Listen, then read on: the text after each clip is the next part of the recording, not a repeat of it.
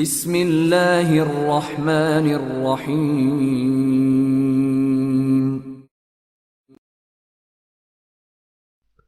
مسافت گزیدہ، سنسنی، تجسس اور سسپینس سے بھرپور ایک اچھوتا ناول۔ مصنف امجد رئیس۔ بیٹھ جاؤ، مائیکل نے کہا۔ تھامس بیٹھ گیا، تاہم اس کی کمر بالکل سیدھی تھی۔ وہ تناؤ کا شکار تھا۔ مائیکل نے اپنی کرسی پر ٹیک لگا کر ٹانگیں پھیلا دی۔ اس کے دونوں ہاتھ سینے پر بندھے تھے۔ اس کا چہرہ بے تاثر تھا۔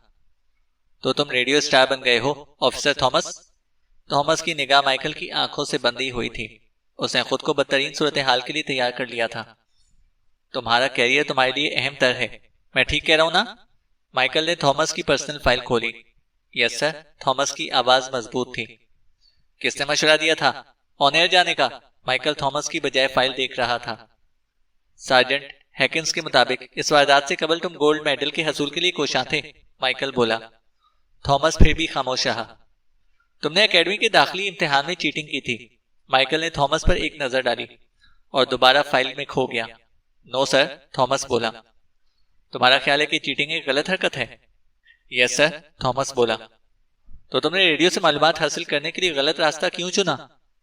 کیا تم آگے جانے کے لیے شارٹ کٹ کی تلاش میں تھے؟ مائیکل نے کہا۔ نو سر، تھامس نے اپنے ہونٹ چبائے۔ What? Yes sir, know sir, Michael برہم ہو گیا۔ جناب، آپ جو بھی ایکشن لینا چاہتے ہیں میں سامنا کرنے کے لیے تیار ہوں، لیکن میری گزارش ہے کہ پہلے آپ میری چند باتیں سن لیں۔ تھامس نے پر امید نظروں سے مائیکل کو دیکھا۔ میں سن رہا ہوں، مائیکل نے فائل بند کر دی۔ میں مارک بیلی سے ملا تھا۔ تھامس کا اعصابی تناؤ کم ہو گیا۔ وہ زخمی تھا اور تھامس نے کہنا چاہا۔ تفصیل سے بتاؤ، الف سے یہ تک۔ مائیکل نے اس کی بات کاٹی اور سیدھا ہو کر بیٹھ گیا۔ یس سر، تھامس کی ٹینشن یکلخت معدوم ہو گئی تھی۔ میں اس کے گھر کی نگرانی کر رہا تھا۔ تھامس نے تمام تر جزیات دہرانا شروع کر دی۔ مائیکل کا چہرہ بے تاثر تھا، لیکن آنکھیں بول رہی تھیں۔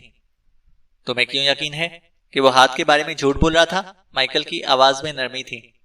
تھامس سوچ میں پڑ گیا کہ ڈاکٹر ٹیڈ سے ملاقات کے بارے میں بتائیں یا نہ بتائیں۔ تاہم مائیکل کی دلچسپی اور بدلے ہوئے تیور نے اس کا حوصلہ بڑھا دیا۔ میں اس کے مولد سے ملا تھا، بالآخر وہ بولا۔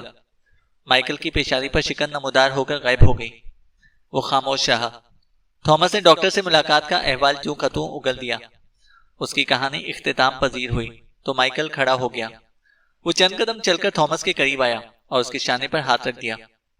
تم جانتے ہو کہ تم کیا کر آئے ہو؟ نو سر، تھامس بھی کھڑا ہو گیا۔ آفیسر تھامس، تم نے حیرت انگیز کام کیا ہے۔ ریڈیو والی غلطی کو بھول جاؤ۔ مائیکل کے لبوں پر ہلکی سی مسکراہٹ نمودار ہوئی۔ تمہارا نیا ٹاسک اب، اور یکلخت فون کی گھنٹی بجی، جس کے باعث اس کا فکرہ نامکمل ہی رہ گیا۔ تھامس اپنے اندرونی جوش پر قابو پانے کی کوشش کر رہا تھا۔ وارڈ مائیکل اسپیکنگ، مائیکل نے کہا۔ مائیکل نے دوسری جانب ہیکنز کی آواز سنی۔ وہ سنتا رہا۔ اس کے چہرے کے تاثرات بدلتے ہی چلے گئے۔ کہاں سے بات کر رہے ہو؟ مائیکل نے معاً ہیکنز کو ٹوکا۔ پھر وہ ہیکنز کا جواب سن کر بولا، باقی بات بعد میں، فوراً یہاں پہنچو۔ اس نے فون رکھ دیا اور تھامس کو دیکھا۔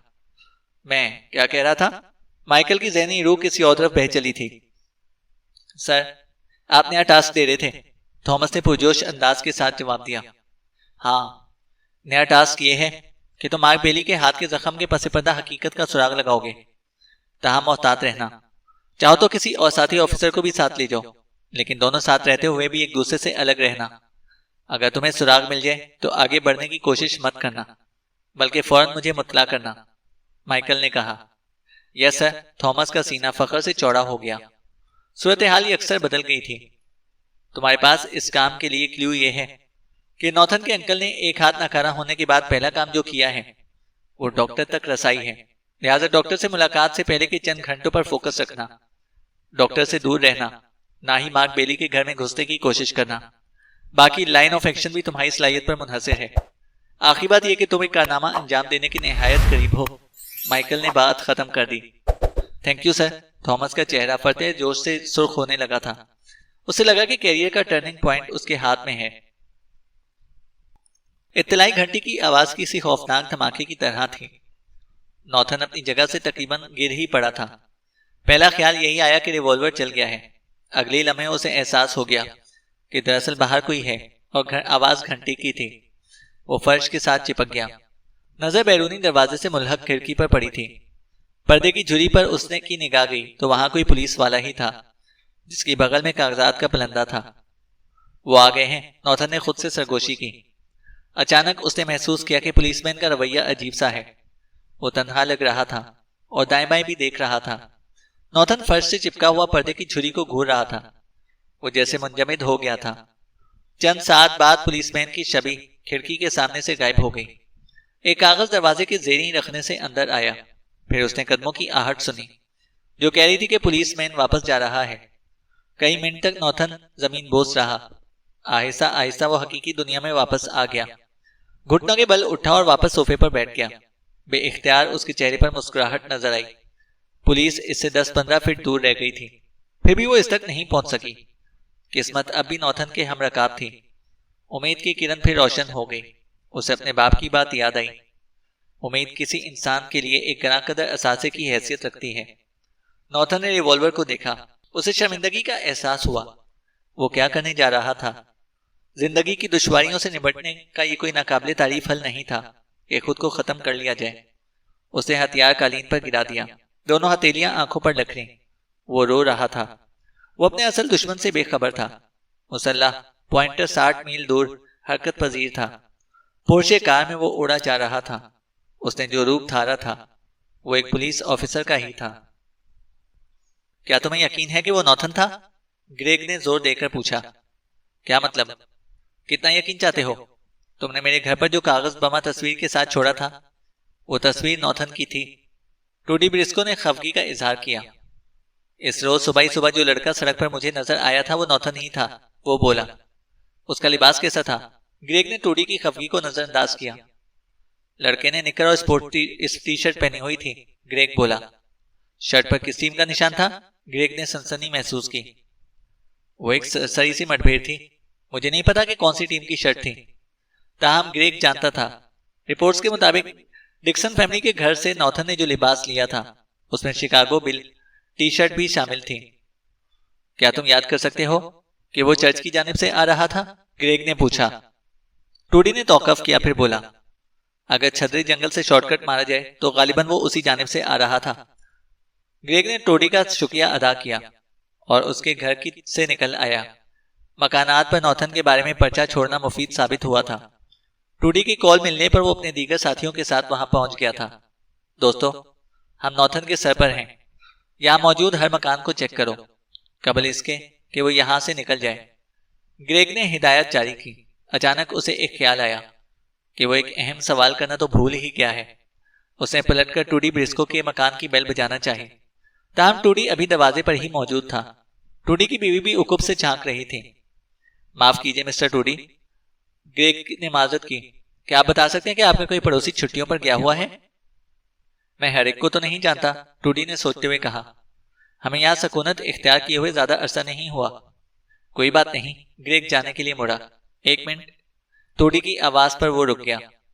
میرا خیال ہے کہ گریمن گھر سے دور ہے۔ ٹوڈی نے مکانات کی ایک جانب اشارہ کیا۔ گریگ کے نزدیک تمام مکانات ایک جیسے تھے۔ کیا آپ کو گریمن کے مکان کا نمبر یاد ہے؟ 4120، ٹوڈی نے کہا۔ بہت شکریہ۔ گریگ وہاں سے ہٹ گیا۔ جلد ہی وہ مکان نمبر 4120 پر پہنچ گیا۔ اسے یاد آیا کہ وہ اس مکان پر بھی آیا تھا اور مکین کو غیر موجود سمجھ کر آگے بڑھ گیا تھا، تاہم اس نے چلتے چلتے گھنٹی بجائی تھی۔ اس مرتبہ اس نے بغور جائزہ لیا۔ کھڑکیوں پر پردے پڑے تھے۔ اس نے مکان کا چکر کاٹا۔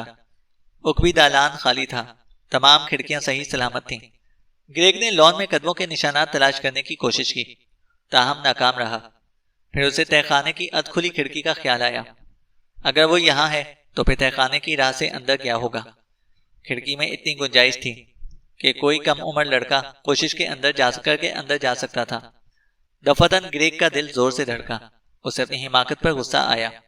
وہ خالی نظروں سے گیراج کو دیکھ رہا تھا۔ گیراج خالی تھا، جبکہ پہلے وہ یہاں آیا تھا تو وہاں ایک ہونڈا کار موجود تھی۔ مان اسے ہوش آ گیا۔ وہ تیزی سے تہہ خانے کی ادھ کھلی کھڑکی تک پہنچا۔ ہلانے جلانے پر کھڑکی مزید کھل گئی۔ وہ بلا تعامل پھنس پھنسا کر اندر گھس گیا۔ اس نے ٹارچ کی روشنی میں تہہ خانے کا جائزہ لیا۔ اور گراؤنڈ فلور پر پہنچ گیا۔ گریگ نے پھرتی سے فلور کو کھنگالا اور پہلی منزل پر آ گیا۔ اس کے ہاتھ میں ٹارچ اور دوسرے میں گن تھی۔ ٹارچ وہ گراؤنڈ فلور پر آف کر چکا تھا۔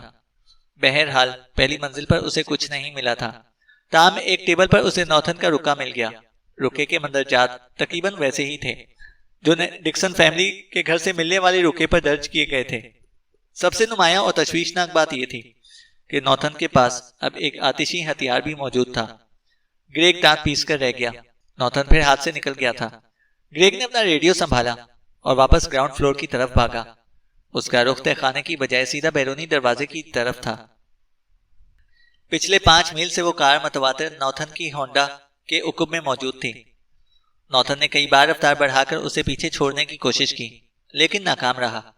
نوتھن نے ایک آدھ بار رفتار انتہائی کم کر کے عقبی کار کو آگے نکلنے کا موقع دیا، تاہم نتیجہ وہی ڈھاک کے 3 بات۔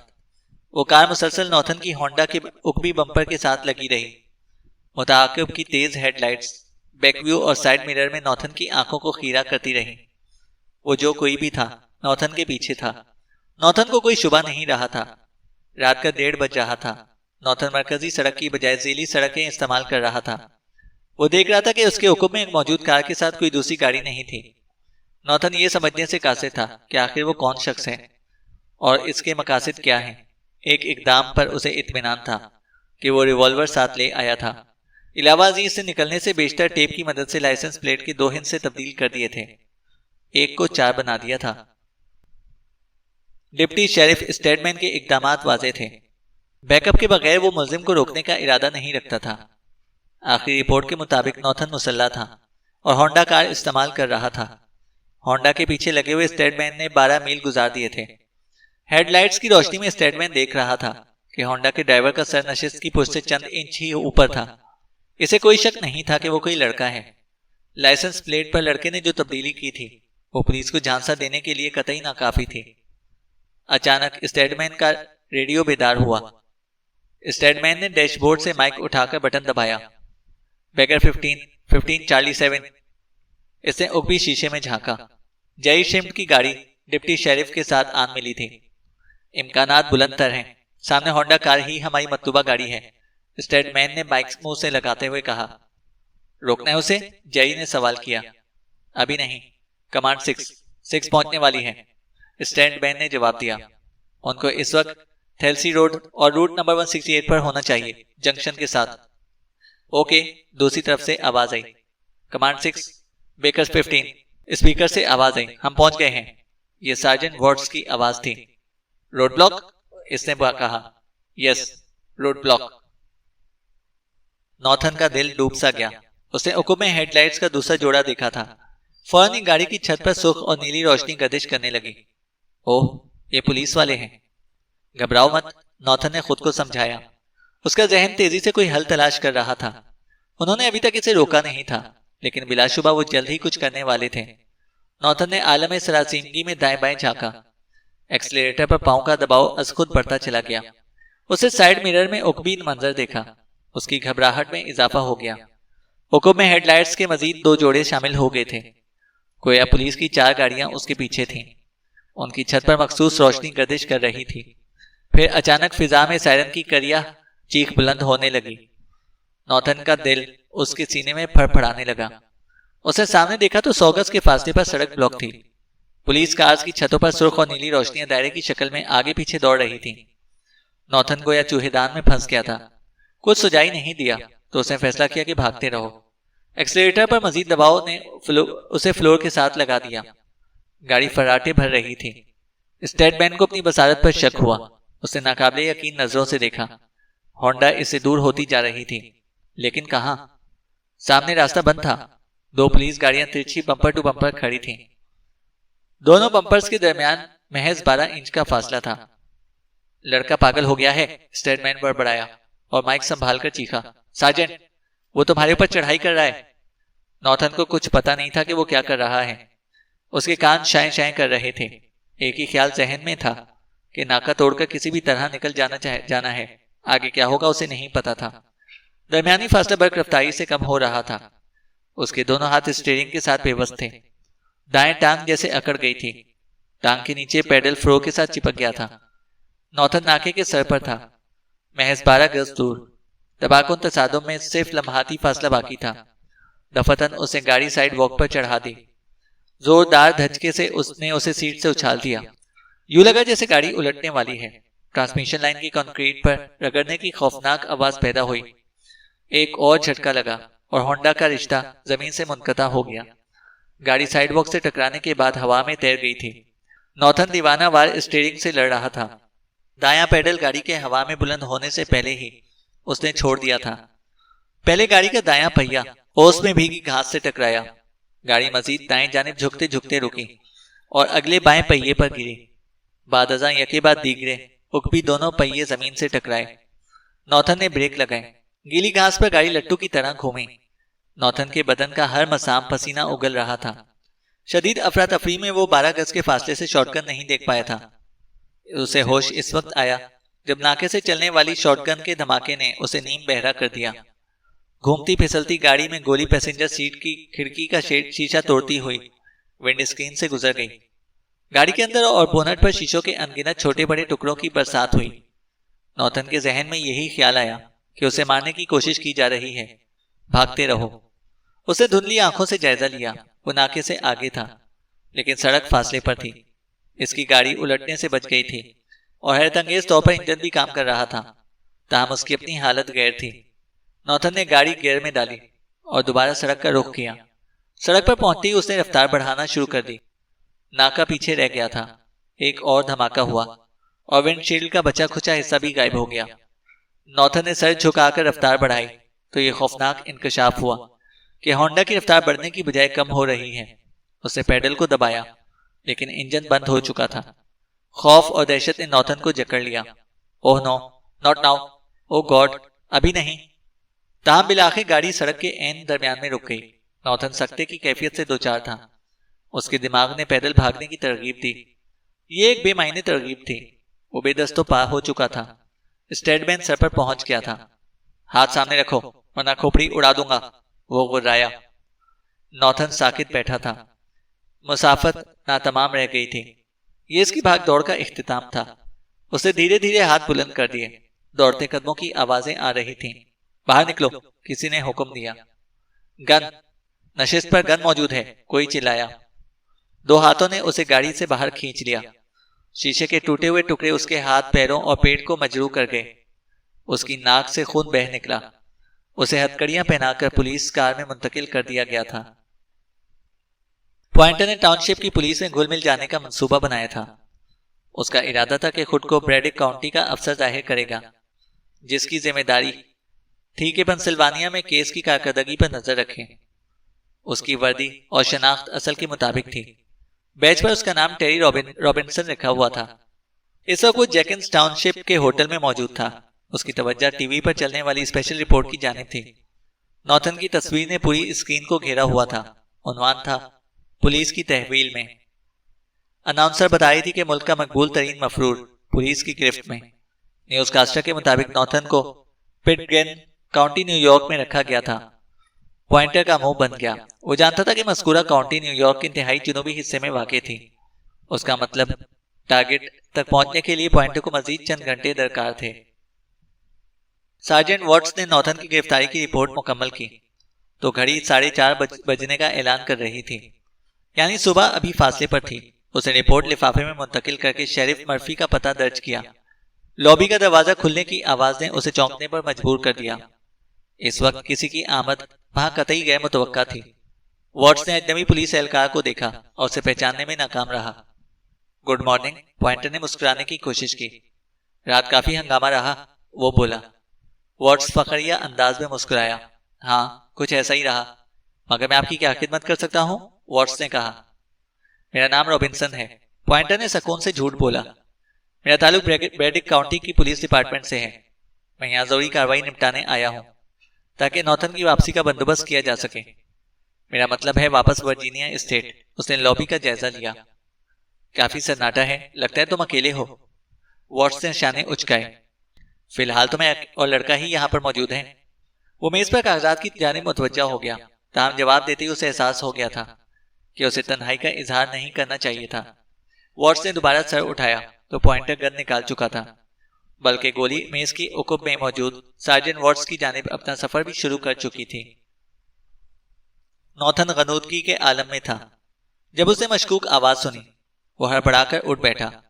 وہ ایک عجیب سی آواز تھی، جسے کسی نے بوتل میں پھنسا ہوا کارک چھٹکے سے کھولا ہو۔